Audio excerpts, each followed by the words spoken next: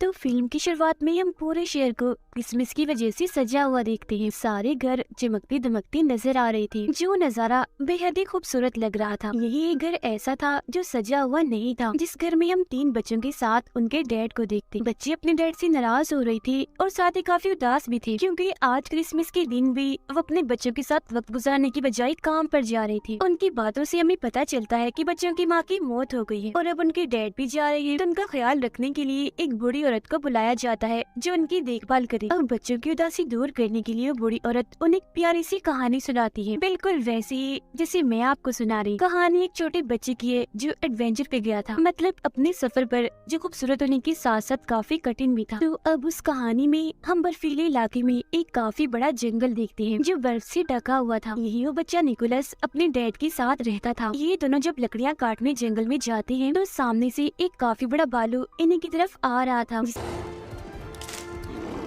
देखकर ये दोनों काफी डर जाते हैं और भागकर वापस अपने घर आ जाते हैं। यहाँ हमें पता चलता है कि निकोलस ने अपनी मॉम को बचपन में ही खो दिया था। साथ ही उनकी माली हालत भी काफी खराब थी। वो काफी गरीब थी, क्योंकि ना तो उनके पास खाने के लिए ज्यादा सामान है और ना ही पैसे कमाने का कोई जरिया है। एक रात निकोलस अपने डैड को कहता है, चले पापा आज मुझे कोई कहानी सुनाए, जो बहुत मजे की। जब उसके डैड उसे उसकी मॉम की ही कहानी सुनाती है कि काफी सालों पहले तुम्हारी मॉम ने इन बर्फीली चोटियों को पार किया। वहाँ 2 सोते हुए मॉन्स्टर थे जो दरअसल पहाड़ी थी। तुम्हारी मॉम उनके बीच से निकलकर दूसरी तरफ गई, जहाँ एक अलग ही नस्ल के लोग रहते हैं जिन्हें एल्व्स कहा जाता है, और वो एल्व्स का गांव था जिसका नाम एल्फेम था। एल्व्स दरअसल होती तो इंसान ही है, बस उनकी शक्ल सूरत थोड़ी सी अलग होती है, मतलब उनके कान थोड़े सी नुकीले और लंबे होते हैं। वो एल्व्स लोग कोई आम नहीं थे, बल्कि उनके पास जादुई शक्तियाँ थी। उन्होंने तुम्हारी मॉम के साथ काफी अच्छा बर्ताव किया, काफी अच्छे से उनका वेलकम किया, और फिर जब तुम्हारी मॉम वापस लौटी तो उनके पास बहुत सारी चॉकलेट्स और खिलौने थे जो आसपास के लोगों में हमने बांट दिए, जिससे हर तरफ खुशियाँ फैल गई। इसी दौरान उन्हें कमरे में किसी जानवर की होने का एहसास होता है। तब उसके डैड उस जानवर को मारने के लिए कुल्हाड़ी उठाकर उसे ढूंढने लगते हैं, मगर देखते हैं कि वो जानवर तो एक छोटा सा चूहा है, जिसे मारने की उसके डैड बहुत कोशिश करते हैं, मगर हर बार वो बचता रहता है। जिसके बाद वो चूहे को निकोलस के कहने पर छोड़ देती, क्योंकि वो छोटा सा चूहा उसे बहुत ही प्यारा लग रहा था और वो उसके साथ दोस्ती करना चाहता था। फिर अगली सुबह निकोलस उसका नाम भी रख देता है। वो उसे बात करने की कोशिश करता है और चूहे को भी कहता है कि तुम भी बोलो, जिस पर उसके डैड कहते हैं, बेटा चूहे नहीं बोल सकते। जिसके बाद दोनों बाप बेटे राजा के महल में जाते हैं, क्योंकि आज उन्होंने अपने गांव के रहने वाले हर इंसान को बुलाया था। राजा उन सभी को बताते हैं कि मैंने उम्मीद के साथ साथ जीने का मकसद भी खो दिया है, और जो इंसान मुझे उम्मीद के साथ साथ जीने का मकसद लाकर देगा तो उसके बदले में मैं उसे माला माल कर दूंगा। अब जो कहानी निकोलस के डैड ने उसे सुनाई थी वो अब पूरे ही गांव में फैल गई थी, जिससे लोगों को लग रहा था कि एल्व्स का गांव एल्फेम सच में पाया जाता है, जहाँ जाकर वो राजा के लिए खुशियाँ, उम्मीद और जीने का मकसद ला सकते, जिसके बदले में राजा उन्हें माला माल कर देगा और वो अमीर बन जाएंगे। गाँव के कुछ लोग निकोलस के डैड से मिलने आते हैं और उन्हें अपने साथ चलने का कहते हैं, जिसमें वो एल्फेम गांव को ढूंढेंगे और राजा के दिए हुए इनाम से अमीर हो जाएंगे। तो अब अपने सारे हालात गरीबी को देखकर उसके डैड भी उनके साथ जाने के लिए मान जाते हैं। ये बात जब वो निकोलस को बताते हैं तो वो उदास हो जाता है, मगर वो उसे तसल्ली देते हुए कहते हैं, मैं वादा करता हूँ बेटा, 7 से 8 दिन में मैं वापिस आ जाऊंगा और मेरे आने तक तुम्हारा ख्याल मेरी बहन रखेगी। फिर जब उसके डैड की बहन घर आती है तो वो उसके डैड के सामने तो काफी अच्छी अच्छी बातें करती है, बहुत अच्छे से पेश आती है, मगर जब उसके डैड जाते हैं तो वो अपना रंग दिखाने लगती है। वो पूरे घर पर कब्जा करके निकोलस के साथ काफी बुरा करती है। वो उसका सामान देकर घर से बाहर निकाल देती है। सामान में निकोलस की एक गुड़िया भी थी जो सब्जी की बनी हुई थी। वो उसे बेहद ही प्यारी थी, क्योंकि उसकी मॉम ने वो बनाई थी, जो उनकी आखिरी निशानी थी।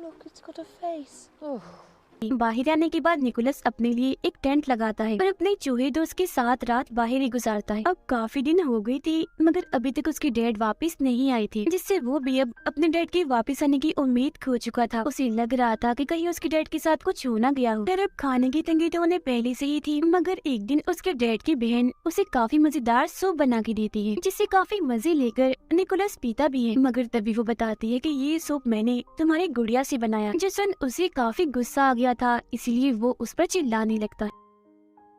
मगर अब तभी निकोलस की नजर अपने जलती हुई टोपी पर जाती है जो उसकी मॉम ने ही बनाई थी। तब वो जल्दी से टोपी लेकर बाहर आता है और बर्फ में उसे लगाकर आग बुझा देता है। वो देखता है कि टोपी पर एक नक्शा बना हुआ है और ये नक्शा बिल्कुल वैसी था जैसे उसके डैड ने उसे कहानी सुनाई थी, जिससे वो समझ जाता है कि उसकी मॉम की कहानी सच्ची थी। एल्फहेम का गाँव सच में पाया जाता है जहाँ जादू है, तो इसीलिए अब वो ये फैसला करता है कि मैं भी उस गाँव में जाऊंगा। और फिर अगले ही दिन वो अपने साथी चूहे के साथ अपने सफर पर निकल जाता है। सफर के दौरान वो चूहे को नए नए अल्फाज सिखा रहा था, हालांकि उसे पता भी था कि बोल नहीं सकता। पूरा एक दिन का सफर तय करने के बाद वो एक गांव में पहुंचता है जहां उसकी मुलाकात एक बूढ़ी औरत से होती है जो उसे वापस जाने का कहती है और ये भी कि तुम्हारी मेहनत बेकार जाएगी। एल्फहेम नहीं पाया जाता, उसकी तलाश में ऐसे जगह जगह मत भटको, मगर वो उसकी बात नहीं मानता और अभी भी अपना सफर जारी रखता है। कुछ और दिन का सफर करने के बाद वो गुफा में पनाह लेता है। वहाँ भी बर्फ थी तो पत्थर को रगड़कर वो आग जलाता है और फिर दुआ करने लगता है कि अगर जादू सच में पाया जाता है तो मेरा चूहा बोलकर दिखाए। और फिर तभी सच में उसका चूहा बोलने लगता है, जो देख निकोलस काफी चौंक जाता है।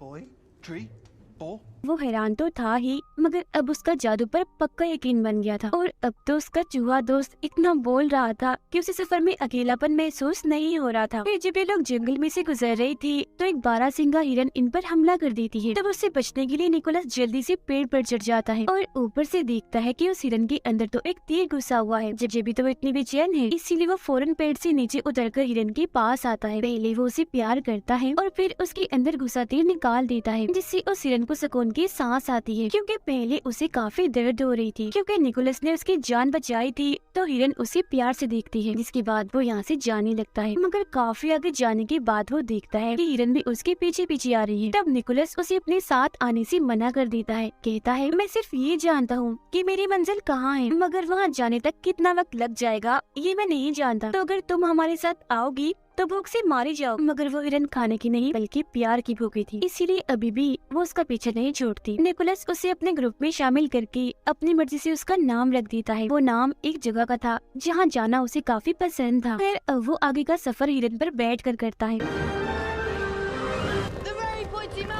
और दो सोते हुए मॉन्स्टर्स के पास पहुंच जाता है जो असल में पहाड़ी थे। ये बात उसकी मॉम की कहानी में उसके डैड ने भी सुनाई थी, तो इसका मतलब ये होगा कि इसके पीछे ही एल्फहेम गांव है। मगर जब भी तीनों पहाड़ों को पार करके दूसरी तरफ जाते हैं तो इन्हीं वहाँ बर्फीली हवाओं के अलावा और कुछ नहीं दिखता। और तभी निकोलस बेहोश होकर गिर जाता है क्योंकि काफी दिनों से उसने कुछ खाया नहीं था और साथ ही यहाँ ठंड भी बहुत थी। मगर तभी इधर एक बच्ची अपने दादा के साथ आती है। ये दोनों एल्फ्स थे। वो बूढ़ा आदमी जब निकोलस को बेहोश देखता है तो उसके पास आता है और जब वो ये देखता है कि ये तो एक इंसान है तो वो उसकी मदद करने से मना कर देता है। मगर तभी बच्ची बोलती है हमें किसी को भी ऐसी मुसीबत में नहीं छोड़ना चाहिए। कोई भी जरूरतमंद हो जिसकी मदद चाहिए हमें हर हाल में उसकी मदद करनी चाहिए, फिर चाहे वो कोई भी हो, एल्फ हो या इंसान हो। जो बात सुनकर उसके दादा निकोलस पर एक जादू करते हैं जिससे वो फौरन होश में आ जाता है। अब बूढ़े आदमी ने उस पर यकीन का जादू किया था, जिसका मतलब था कि अब निकोलस जिस जिस चीज पर यकीन करेगा और यकीन के साथ उसे सोचेगा तो वही होने लगेगा, मतलब कि वही यकीन उसे दिखने लगेगा। निकोलस उन्हें बताता है कि मैं यहाँ अपने डैड को ढूंढने आया हूँ जो एल्फहेम की तलाश में निकले थे मगर वापस नहीं आए। जिसके बाद वो उनसे पूछता है अच्छा अब आप ही बता दें एल्फहेम कहाँ है। जिस पर बच्ची बोलती है कि अभी हम एल्फहेम के बाहर ही खड़े हैं, मगर उसे तो वहाँ बर्फ के अलावा और कुछ भी दिखाई नहीं दे रहा होता। तो बूढ़ा आदमी उसे कहता है तुम यकीन करो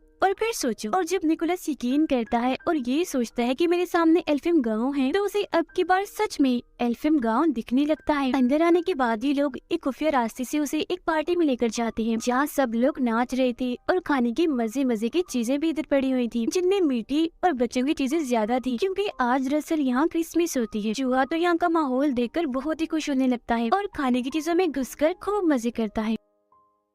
मगर तभी इसी बीच एल्फ्स की रानी वहाँ आ जाती है और सब कुछ तबाह कर देती है क्योंकि उसने सबको पार्टी करने से मना किया था। वजह ये थी कि सभी एल्फ्स काफी दुखी थे क्योंकि इंसानों ने उन्हें धोखा दिया था। वो एक एल्फ बच्ची को अगवा करके अपने साथ ले गए थे। ये सुनकर निकोलस उठता है तो रानी उसे देखकर और भड़क जाती है। कहती है ये क्या, अभी अभी भी हमारे गांव में एक इंसानी बच्चा है, ये क्या हो रहा है इधर। फिर वो निकोलस से पूछती है क्या कर रहे हो यहाँ, और वैसे तुम इधर आए ही क्या करने हो, एक और बच्चे चुराने आए हो। जो सुनकर निकोलस उन्हें बताता है नहीं रानी जी, मैं किसी बच्चे को अगवा करने नहीं आया, बल्कि अपने डैड को ढूंढने आया हूँ, क्योंकि वो एल्फियम गांव की तलाश में निकली थी। और आप फिक्र मत कीजिए, मैं आपसे वादा करता हूँ कि वो एल्फ बच्चा जिसे इंसान अगवा करके ले गए हैं उसे मैं वापस जरूर लेकर आऊंगा। मगर रानी उसकी एक नहीं सुनती और सजा देने के लिए उसे एक मीनार की चोटी में कैद कर देती है। यहाँ उसकी मुलाकात एक उड़ने वाली एल्फ से होती है, जो दरअसल एक एल्फ परी थी। उसे पटाखे फोड़ने का बहुत शौक था, उसके पास जादू था जिसकी मदद से वो हवा में पटाखे फोड़ा करती थी, और एक अच्छी बात, वो हमेशा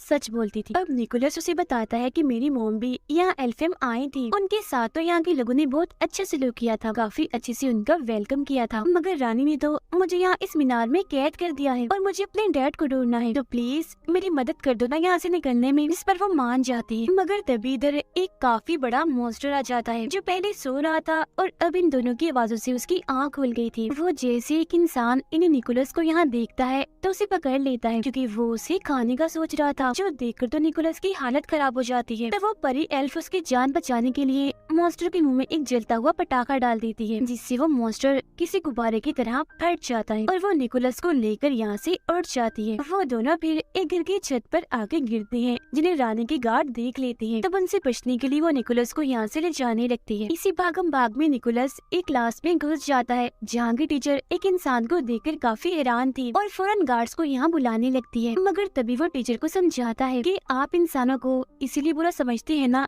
कि वो एल्फ बच्चे को अगवा करके ले गई। मैं वादा करता हूँ कि उस बच्चे को वापस जरूर लेकर आऊंगा। जो सुनकर वो टीचर निकोलस को एक खुफिया रास्ते से भगा देती है। इतनी ही देर में इधर उसके हिरन दोस्त भी आ गई थी, जिस पर निकोलस और एल्फियम परी बैठकर यहाँ एल्फियम गांव से निकलने लगती। जिस दौरान गार्ड भी उनका पीछा कर रही थी, तब उनका ध्यान भटकाने के लिए एल्फ परी बार बार पटाखे फोड़ने लगती है। मगर जब वो देखती है कि बाहर जाने का दरवाजा बंद हो रहा है, तो वो खुद अंदर ही रुककर निकोलस को यहाँ से भगा देती।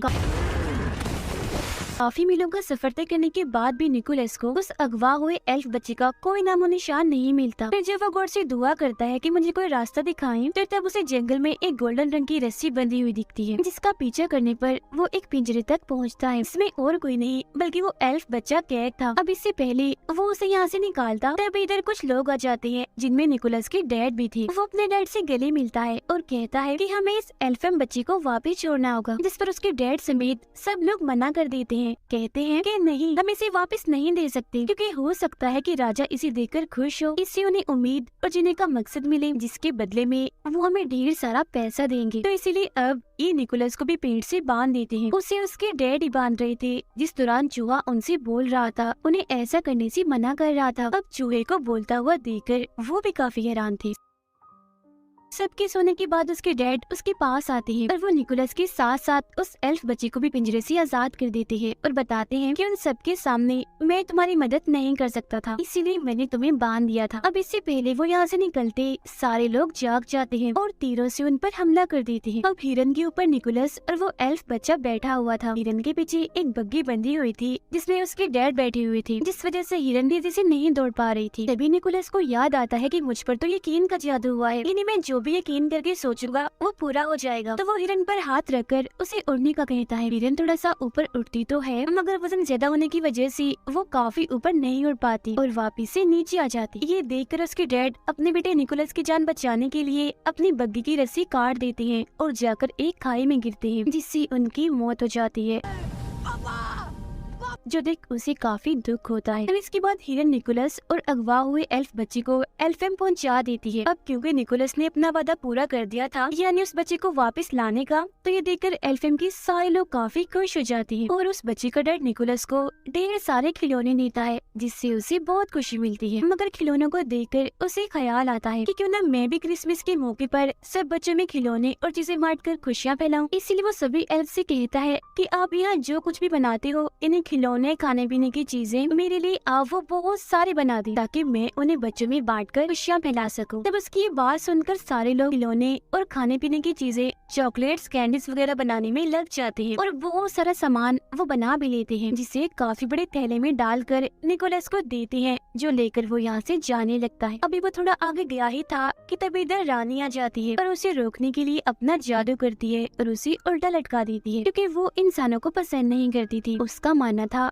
कि इंसान मतलबी होते, मगर तभी रानी की नजर निकोलस के गले में लटके लॉकेट पर जाती है, जो उसकी मॉम का था। निकोलस ये बात रानी को बताता है कि ये मेरी मॉम का है, तो वो उसे नीचे उतारती है। वो जज्बाती हो गई थी और कहने लगती है कि काफी सालों पहले तुम्हारी मॉम इधर आई थी, हम दोनों बहुत अच्छी दोस्ती थी, मगर जब वो यहाँ से गई तो बहुत सारे खिलौने और चॉकलेट्स लेकर गई। साथ ही जाने से पहले उन्होंने ये वादा किया था कि मैं वापस आपसे मिलने आती रहा करूंगी, मगर आज काफी साल हो गए हैं, वो कभी भी नहीं आई। जिस पर निकोलस बताता है कि वो आती जरूर, मगर जब मेरी मॉम यहाँ से गई, एक बीमारी की वजह से उनकी मौत हो गई। ये सुनकर रानी समेत सभी लोग काफी हैरान और दुखी हो गई थी। रानी को यकीन आ गया था कि सब इंसान एक जैसे नहीं होते, मतलब अगर इंसान बुरे होते हैं तो उनमें से कुछ अच्छे भी होते, इसीलिए वो उसे तोहफे से भरा हुआ थैला ले जाने देती है। निकोलस चीजों से भरा थैला लेकर हिरन पर बैठता है और उड़ जाता है और सीधा आता है राजा के महल में, जहाँ राजा काफी उदास थे। वो राजा को खिलौनों की सूरत में खुशी और उम्मीद की किरण दिखाता है, जिसके बाद राजा और निकोलस हिरन पर बैठकर सब बच्चों के घर जाते हैं और उनके पास खिलौने और चॉकलेट्स कैंडीज रखते हैं, क्योंकि जब बच्चे सुबह उठकर अपने खिलौने देखकर खुश होंगे तो बच्चों की वो खुशी ही राजा के लिए उम्मीद की किरण होगी। सब बच्चों को खिलौने बांटने के बाद राजा निकोलस से कहते हैं कि मेरे लिए काम करोगी, हर साल ऐसे तुम्हें खिलौनों की सूरत में बच्चों को खुशियाँ और उम्मीद देनी होगी, और इस काम में मैं भी तुम्हारा साथ दूंगा। और साल का वो दिन होगा क्रिसमस का दिन, जिस पर वो मान जाता है। इसके बाद निकोलस अपने डैड की बहन के पास जाकर उन्हें भी चॉकलेट्स देता है और उड़ जाता है। उसे उड़ता हुआ देखकर वो काफी हैरान भी थी और अब उसे भी जादू पर यकीन हो गया था। अब ये प्यारी सी कहानी इधर ही खत्म हो जाती है, जो सुनकर वो तीनों बच्चे काफी खुश हो जाते हैं। ये नहीं शुरुआत वाले जिन्हें बूढ़ी औरत कहानी सुना रही। फिर जब वो नीचे आते हैं तो देखते हैं कि उनका पूरा घर क्रिसमस की लाइट्स और पेड़ों से सजा हुआ है, जो देखकर उन बच्चों की खुशी का तो कोई ठिकाना ही नहीं रहता। फिर जब वो बूढ़ी औरत बाहर जाने के लिए अपनी टोपी पहनती है तो बच्चों को उनके बड़े से नुकीले से कान दिख जाते हैं, जो देख वो समझ गई थी कि ये भी एक एल्फ ही थी। और बाहर जाकर वो बूढ़ी औरत आसमान में अपने जादू से पटाखे फोड़ने लगती है, जो देख हम समझ जाते हैं कि ये और कोई नहीं बल्कि एल्फ परी है जो सच बोला करी। तो ये कहानी हमें बहुत सारे सबक देती है, यानी हमें हमेशा ही खुशियों को बांटते रहना चाहिए और दूसरों की मदद करनी चाहिए, फिर चाहे वो क्रिसमस का दिन हो या कोई भी। और हमें बुरों के साथ भी अच्छा करना चाहिए और हमेशा हर चीज के होने का यकीन रखना चाहिए। इसी के साथ ही ये प्यारी सी कहानी इधर ही खत्म हो जाती है।